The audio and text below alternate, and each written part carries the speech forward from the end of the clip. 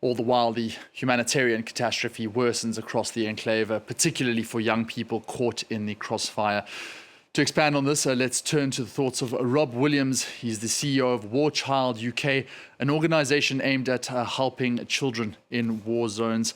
Rob, obviously, it's a devastating situation unfolding for children specifically in Gaza. It has been called the most difficult place to be a child in the world. What has your organization found managing the crisis that's unfolding there? It's very challenging. The situation of people in Gaza is increasingly desperate.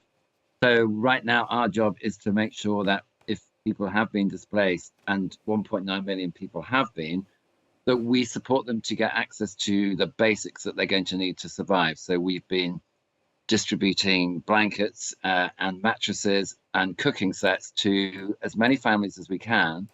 But the reality is the supplies inside Gaza are running out. We have very, very small numbers of trucks coming in every day.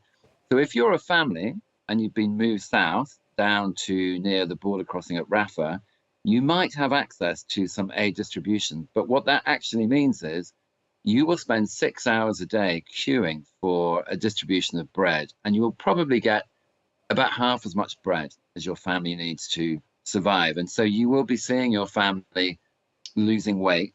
You'll be seeing your family becoming increasingly stressed. And because you're crammed in a shelter with thousands of other people, you will probably be suffering from skin complaints. There's an increasing rise in infectious diseases like diarrhea because the sanitation system has collapsed, and people are literally using the open street as a toilet because there is no other place to go.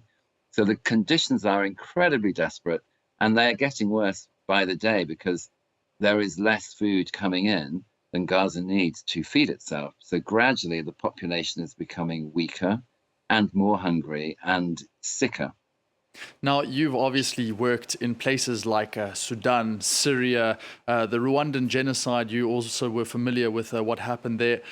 What makes Gaza unique in terms of providing that aid distribution? Is it the fact that it is so closed off? What can you attest to in terms of some anecdotes? What's unique, I think, most obviously, is that this is an enclosed space. So in a normal conflict situation, people have the choice to move. And as you see every day in your reports, people are saying there is no safe place to move, and they can't actually exit Gaza because they're surrounded by a wall.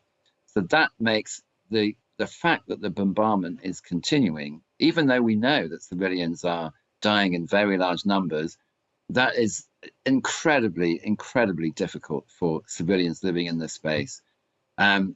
That level of civilian damage is really, really so unusual, not entirely unprecedented, but this level of casualties compared to the objective, which is military objective, which is very hard to achieve, is out of proportion to what you would normally expect to see if you're within international humanitarian law. So this crisis, I think, if anyone's watching this and thinking this is normal, absolutely not normal. This is the worst thing I have seen in over 20 years of responding to conflict-based emergencies.